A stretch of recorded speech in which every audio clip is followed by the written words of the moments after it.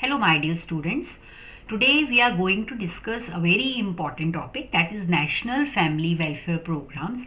As we all know that like most of the questions in NORCET exams and CHO entrance exam, they are basically based on these programs only. So I thought it's better we can discuss these programs one by one. Today I am going to discuss with you Family Planning Insurance Scheme, that is FPIS. Now, in this presentation, we are going to discuss like what is FPIS. Now, case selection, how you are going to select the case, how you are going to select the patient, and third one is compensation, which comes under Family Planning Insurance Scheme. Now, come to the introduction. This Family Planning Insurance Scheme, this was introduced by the government on 29th of November 2005 with Oriental Insurance Company. See, in this family planning insurance scheme, basically we used to take care of those cases, those patients who are failure of sterilization, or we can say that those patients who undergone some complication, or we can say that they reported you after sterilization like they are having these type of issues, right? Another thing is those patients, or we can say that those families who reports to you like the death occurs in their family after sterilization. So these are things which comes under Family Planning Insurance Scheme. Now, next is case selection. Now, how you are going to select the case? So, during your community visit, during your home visiting, so you are giving education to the couples. You are giving, health education to the couples regarding the sterilization. So, how you can find out the thing like this is the right patient who should went for sterilization. So, let's discuss all these things. First one is like the person should be married. The patient should be married, right? Another thing is if female patient approaches towards you, or we can say that if you are educating the female patient, so the female patient should be below the age of 49 years or above the age of 22 years. Right. Another thing is if young couple approaches towards you, so make sure that they should have at least one child and the age of the child is above 1 year old. Right.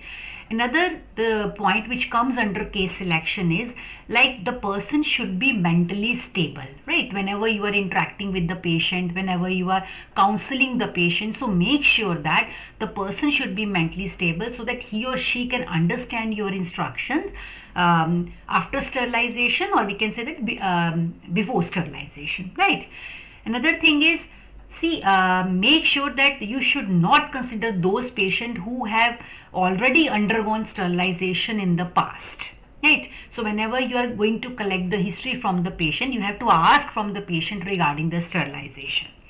Another thing is if mentally ill patient approaches towards you, so make sure that the person should carry the certificate from a certified psychiatrist, or some legal document should be there with the couple. So these are the points which comes under case selection. Now, next is compensation. See, compensation in case of death, failure or complication. This is the main point, or we can say the main aspect of family planning insurance scheme. The first one is, if death occurs after sterilization in the hospital, so the family will get the compensation of rupees 4 lakh. If death occurs after sterilization within 8 to 30 days from the discharge from the hospital, so the family will get the compensation of rupees 1 lakh. If some patient reports to you like failure of sterilization is there, so the family, or we can say that the particular patient or client will get the compensation of rupees 60,000. If patient complains you like or we can say that he or she develops some complications after sterilization, so we will give the compensation to the patient, or we can say that to the client, less than 50,000 rupees, right? So this is regarding the family planning insurance scheme. So thanks for watching my video. So I'm keep on sharing these programs one by one because I know that this is a very important topic, and you should know like what are the programs comes under National Family Planning. So for more learning on these programs, for more learning or community health bites, so please like, share and subscribe my channel.